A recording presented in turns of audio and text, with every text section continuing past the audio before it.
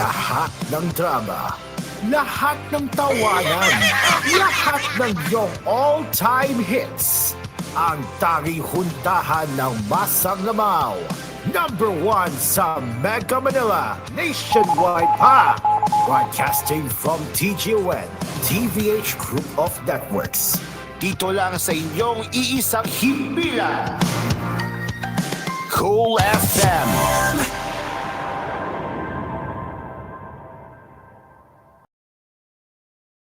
You are listening to Cool FM. Live from Cool Studios. This is Cool News at Noon.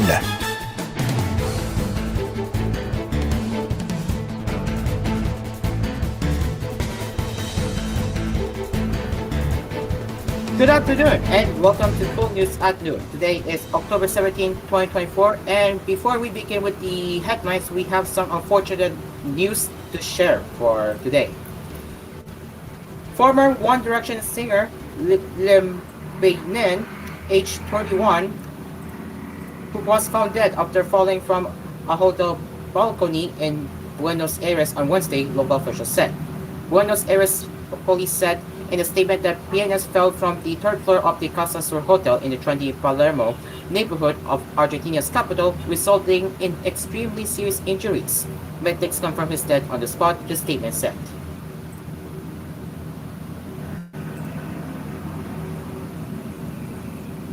Alberto Strazendi, head of the emergency medical system, said on Argentina's Todo Noticias TV channel that Bae-nin fell into a courtyard but declined to answer further questions about the incident, including whether Bae-nin jumped from the balcony or fell by accident. Strazendi told Todo Noticias that authorities were investigating the circumstances of his death and conducting an autopsy. Argentine media reported that Bae-nin was in Buenos Aires to attend the concert of his former One Direction bandmate, Neil Horan.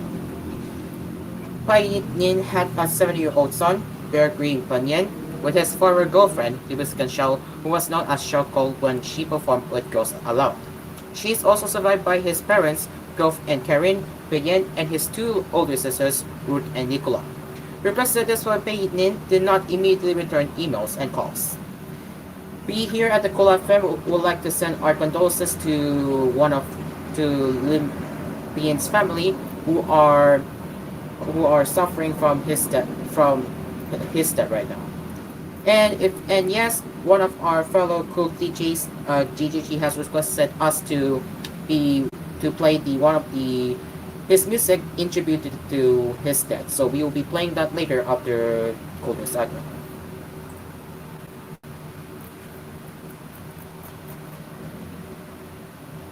Let's get into the rest of the headlines. Senator Risa Hontiveros wants a Senate committee of the whole to investigate former President Rodrigo Duterte's bloody war on drugs. Hontiveros made the recommendation in light of Senator Bato de la Rosa's plan to lead the prop as head of the Senate Committee on Public Order and Dangerous Drugs. De la Rosa was also the chief implementer of Duterte's Oplan Tokhan, being his former chief of police. This role landed him on the roster of Duterte administration officials who were accused of crimes against humanity by drug court victims' families before the International Criminal Court. In the first place, it is really important for us to know the truth regarding the bloody war on drugs, especially for the families of the victims of extrajudicial killings, said Hontiveros on Thursday over DCXL's Straight to the Point radio program. So, our proposed in the Senate leadership to create a Senate committee of the whole to investigate the previous administration's war on drugs, she noted. For her part, Hontiveros said a Senate committee of the whole investigation will help encourage more victims who are survivors to testify against the deadly drug campaign.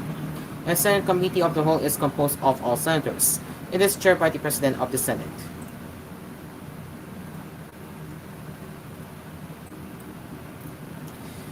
Strong ties cultivated by President Ferdinand Marcos Jr. with the United Arab Emirates have led to the pardon of Filipinos facing minor offenses, leaders of the House of Representatives said on Wednesday. In a statement, House Speaker Ferdinand Martin Romualdez said that it was the strong relations between the two nations that led UAE President Sheikh Mohammed bin Zayed to pardon 143 Filipinos. The President's cultivation of our strong ties with the UAE is what prompted UAE President Sheikh Mohammed bin Zayed to recently grant pardon to 143 Filipinos, Romeo Aldez said.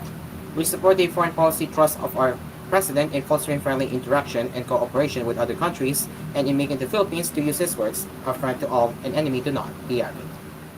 Deputy Majority State Leader and Tinok Party List Representative Jude Adre also thanked Marcos, saying that this reflects our government's strong commitment to safeguarding the rights and well-being of Filipinos abroad. With over 600,000 Filipino migrant workers currently residing in the UAE, contributing to key sectors like healthcare, construction, and hospitality, it is vital that we continue to support and safeguard their welfare. The UAE is home to one of the largest Filipino expatriate communities in the Middle East, making the partnership between our nations even more significant. Edre, who is also chairperson of the House Committee on Overseas Workers Affairs, said. I also extend my heartfelt gratitude to the UAE government for their generosity toward the Filipino community and for upholding the values of mercy and unity. Their kindness not only brings relief and hope to our Kakabayans, but also strengthens the bond between our two nations, he added. Marcos announced on Tuesday that 140 Filipinos had been pardoned by the UAE following a phone conversation with UAE President Sheikh Mohammed bin Zayed. According to Foreign Affairs Undersecretary Eduardo de Vega, the pardons were granted in June during the celebration of Il Adha. The pardoned Filipinos had committed minor offenses, not major offenses that are punishable by death penalty. Romeo Aldez also expressed gratitude to the UAE President for this said gesture. In behalf of our pardoned Kakabayan and their families, we would like to express our deep gratitude to President Mohammed bin Zayed. We also would like to thank him for hosting thousands of overseas Filipino workers and for treating him well, he said. We hope we could reciprocate their kindness in the future, even in terms of our country providing them with their labor requirements and our OFWs rendering efficient and excellent service, he added.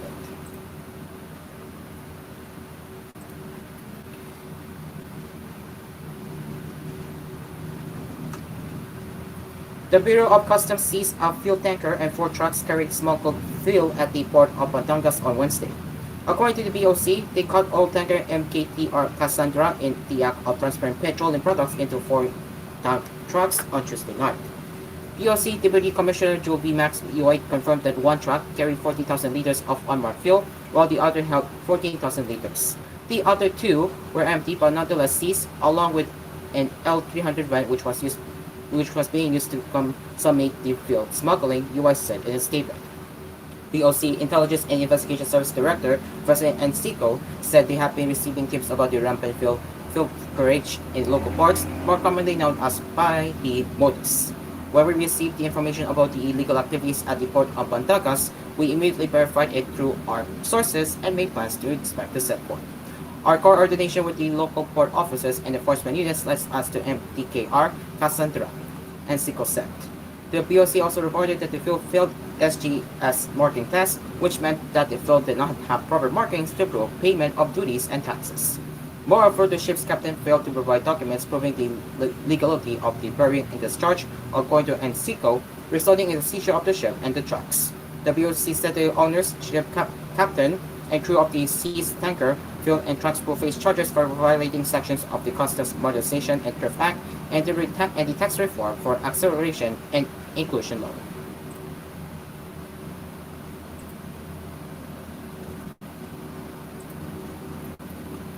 And police anti-narcotics agencies on Wednesday, October 16, more than 711,000 pesos worth of shabu from an alleged drug trafficker in an island town of Balido in Quezon Province. Colonel Ruben Lagcuseta, Quezon Police Chief, reported that at 4:10 p.m., anti-illegal drugs operators raided the residence of 33-year-old Jose Camarador Jr. in Barangay of Laksyon. The raiders, armed with a search warrant issued by Judge Rodolfo Guitopo Jr. of the Regional Trial Court in Infanta Town, found 8 plastic sachets containing 34.9 grams of shabu. The estimated dangerous drug sport value of the seized shabu is 237,320 pesos. The seized meat is worth 711,960 pesos in the street market at the prevailing price of 20,400 pesos per gram, the report said.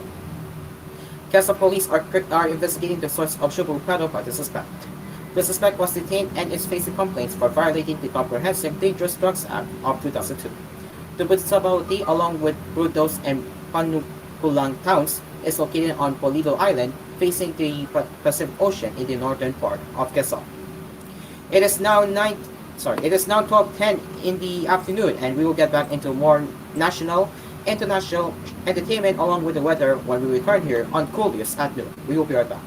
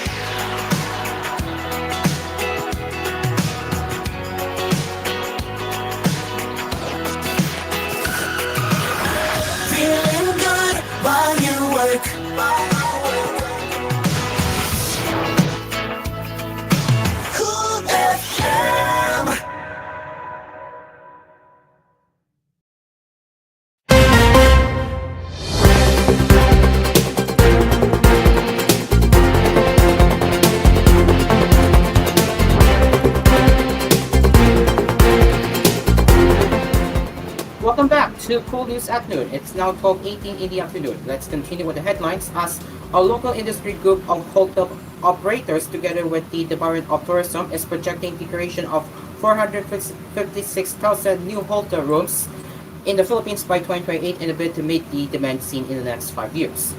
The Philippine Hotel Owners Association Incorporated revealed their target on Wednesday, October 16, during the official unveiling of the Philippine Hotel Industry Strategic Action Plan 2023 to 2028 at the Westin Manila Hotel in Ortegas.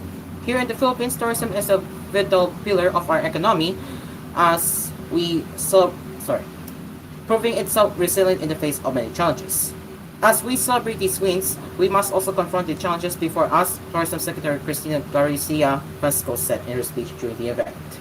We have some catching up to do, and I'm very glad that with the aggressive investment of our hotel owners, as well as our partners in the tourism industry, we are well on our way to meeting that demand, she also said during the latter part of her address. According to DOT, the action plan has been designed to enhance the competitiveness, sustainable development, and expansion of the Philippine hotel sector.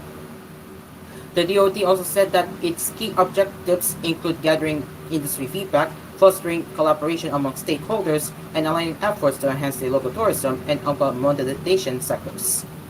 PHISAP seeks to address the evolving demands of tourism in a way that is both innovative while being inclusive, Vasco said. She likewise highlighted the contributions of the accommodation sector in the tourism industry, citing its 16.2% share in the 2.09 trillion pesos tourism direct gross value added and its 23.3% share in the 6.21 million tourism jobs in 2023. Vasco added that the sector also attracted more than 51.4% of the 508.8 billion pesos in tourism investments they have recorded, adding that this demonstrates its critical role in the country's economic recovery. Included in the DOT's plan of actions is prioritizing transport networks that will allow visitors to easily reach even the most remote destinations in the country, and enhancing digital platforms that cater to the modern traveler's need for information and convenience. This is precisely the reason why the Department of Tourism has strongly advocated for the construction and expansion of tourism roads linking our destinations to bridges, effectively and aggressively pursuing the privatization of our airports, Vasco said. She said they are also introducing digitalization in their traditional tourism offerings, such as the launch of the Travel Philippines mobile application and the launch of the Tourist Assistance Call Center. Further, the DOT chief said the government has exerted great effort to consider the needs of tourists as they travel across the country, citing the upcoming construction of tourist first aid facilities in destinations. She also cited establishing additional hyperbaric chambers for driver safety, as well as the continuous training of tourist police in the country.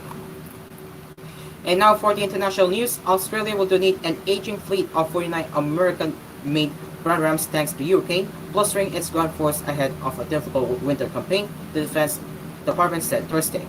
The M1A1 Abrams tanks, weighing over 60 tons and equipped with heavy firepower, were due to be decommissioned starting next year. Instead, they will be sent to help the war effort in Ukraine, a welcome boost on the back of a $425 million arms package recently unveiled by Washington. We stand shoulder to shoulder with Ukraine in their fight against Russia's illegal invasion, Australian Defense Industry Minister Pat Conroy said in a statement announcing the giving of the tanks. Conroy will meet Ukraine officials at NATO headquarters in Brussels later this week. I am especially grateful for Australia's brave decision to provide 49 M1A1 Abrams tanks for our defense against Russian aggression, Ukraine President Volodymyr Zelensky said Thursday on social media platform X. Australia remains our reliable partner in defending freedom, democracy, human life, and global security. Some of the aging tanks will require minor repairs, while others may be used as a source of much-needed spare parts. Ukraine has made several requests for Australia to donate all military equipment. Early this year, Australia started scrapping its MRH-90 Type Ban helicopters rather than sending them to Ukraine. At the time, Conroy said the helicopters were not in flying condition. Australian Defense Analyst Michael Shoebridge said Canberra needed to step up donations of military equipment. Australia's decision to send its recently retired M1A1 tanks to Ukraine is good news. It overturns a previously disastrous approach with other systems retired by Australia's military, with Taiwan headquarters being cut up and buried instead of provided Ukraine as they had requested. North Korea said Thursday that its institution now defines the sword as a hostile state, the first time Pyongyang has confirmed legal changes called for by leader Kim Jong-un earlier this year.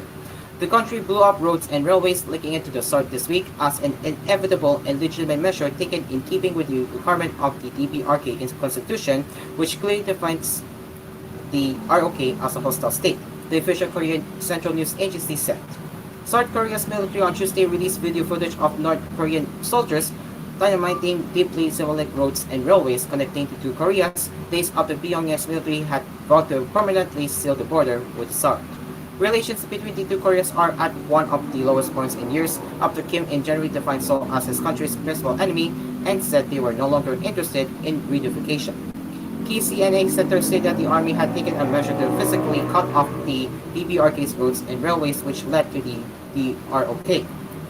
The move was part of the phased complete separation of its territory, where its sovereignty is exercised from the ROK's territory. North Korea said that selections of the key inter-Korean roads and railways had been completely blocked through blasting. This is an inevitable and legitimate measure taken in keeping with the requirement of the DPRK constitution, which clearly defines the ROK as a hostile state, it added. The North had held a key meeting of its rubber stamp parliament last week, and this is the first confirmation that the country's basic law was amended in line with Kim's demands. The report did not provide further details about the constitutional changes. Previously, under a 1991 Inter-Korean Accord, relations between the North and South were defined as a special relationship as part of a process aimed at eventual reunification, not as state-to-state relations. Kim called for the constitutional change in a speech in January, during which he threatened war if the South were to violate even 0.001 millimeter of our territorial land, air, and waters. Israeli Prime Minister Benjamin Netanyahu told a French newspaper that Israeli forces had found state-of-the-art Russian weapons in storage of Hezbollah bases inside Lebanon. Netanyahu highlighted to Le Figaro newspaper in an interview released Wednesday that under a 2006 UN Security Council resolution, only the Lebanese army was allowed to have weapons stored up the country's key Litani River. However, in this era, Hezbollah has dug hundreds of tunnels and caches where we have just found a quantity of state-of-the-art Russian weapons, the French article quoted Netanyahu as saying. The Washington Post, quoting Israeli officials, has reported that Russian and Chinese anti-tank weapons have been found in Israel's raids inside Lebanon since it escalated its conflict with the Iran-backed Hezbollah last month. The Israeli army did not immediately respond to the AFP question about the Prime Minister's comments. Israel says the aim of its military campaign against Hezbollah is to make the region safe so that about 60,000 evacuated residents of northern Israel can return to their homes. Many left their homes because of cross-bordering shelling between Israel and Hezbollah up to the launch of the Gaza War on October 7 last year. A new civil war in Lebanon would be a tragedy. It is certainly not our aim to provoke one. Israel does not intend to interfere in Lebanon's internal affairs, Netanyahu told Le Figaro. Our only aim is to allow our citizens living along the Lebanon frontier to go home and feel safe, he added. Hezbollah and Israel fought a gradually mounting artillery duel after the Hamas attacks on Israel set off the Gaza War. Since Israel started raids on Hezbollah, at least 1,373 people have died in Lebanon, according to an AFP tally of Lebanese Health Ministry figures. The real toll is likely higher. Now for the entertainment news, and once again, we're going back to the coverage of Lim Pei-yen. Following the sudden death of former One Direction member Lim Pei-yen, fellow celebrities including Charlie Puth and Paris Hilton extended their condolences and paid their heartfelt tribute to the late singer. Puth took to Instagram to express his disbelief over the death of Pei-yen, saying that the latter had always been kind to him. I am in shock right now. Lim was always kind to me. He was one of the first major artists I got to work with. I cannot believe he is gone, he wrote. The One Call Away singer then shared an old photo and a video of him and the ex-member of One Direction, writing in his caption, "I'm so upset right now. May he rest in peace." Puth also shared a video of Pei-yen's old interview in which he described the former as a firm fan and a serious musician. In 2017, Puth wrote a song for Pei-yen titled Bedroom Floor. Meanwhile, Hilton took to X to send her love to the loved ones Pei-yen has left behind. So upsetting to hear the news of at Lim Pei-yen passing. Sending love and condolences to his family and loved ones, read my friend, she wrote. Pei-yen rose to fame in 2010 as a member of One Direction with Harry Styles, Neil Horan, Louis Tomlinson, and Yin Malik. Styles' mother, Annie Twist, also posted a big heartbroken emoji on Instagram and wrote in her caption, "Just a boy."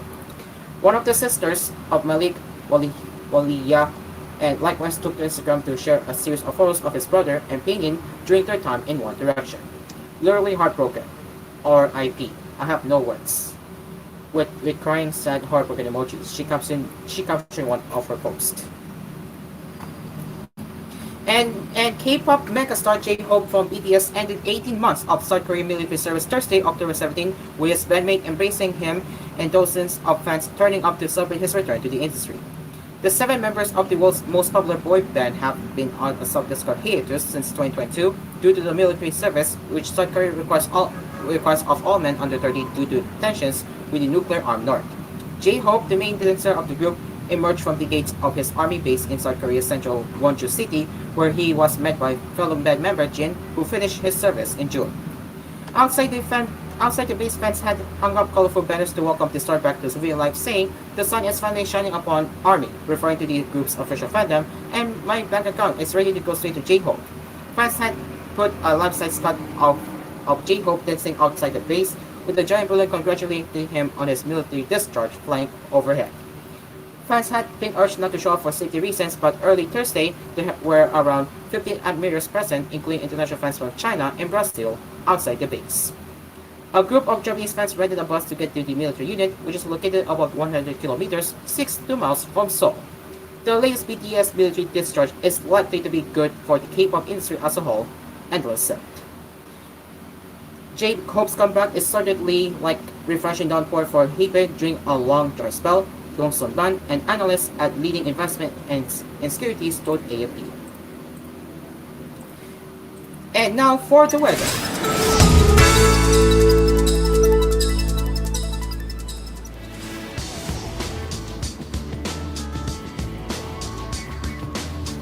Rain will still occur in certain areas of the country on Thursday, October 17 due to the tropical convergence zone and eastern lights, the State Weather Bureau reported. The Pagasa weather specialist Badinson Espereja said the IPCC will continue to affect the southern portion of Mindanao and Palawan, while the eastern lights will influence weather conditions in Luzon and eastern Visayas. Pagasa explained that the IPCC is the line where winds from the northern and southern hemispheres meet, while the eastern lights are winds coming from the Pacific Ocean. According to Espereja, the IPCC will bring overcast skies with scattered rains and thunderstorms to Zamboanga Peninsula, Davao Occidental, Sarangani, South Cotabato, Sultan Kudarat, Basilan, Sulu, Tawi-Tawi, and Palawan. He also said that the rest of Sorsogon, Barnum, and Davao region will experience partly cloudy to cloudy skies with isolated rain showers or thunderstorms on Thursday. On the other hand, Espereja said the eastern lights affect the rest of Luzon and the eastern Visayas and even anticipated to cause high winds of rain to the eastern part of Luzon. As for Metro Manila and the rest of the country, Pagasa said partly cloudy to cloudy skies with isolated rain showers and thunderstorms may be expected. No gale warning was raised by Pagasa over any seaboards of the country for Thursday. And that's it for the weather.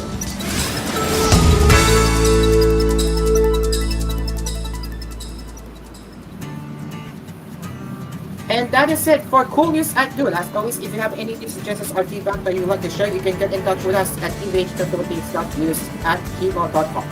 And join us again later for more news headlines with koolNews at 4.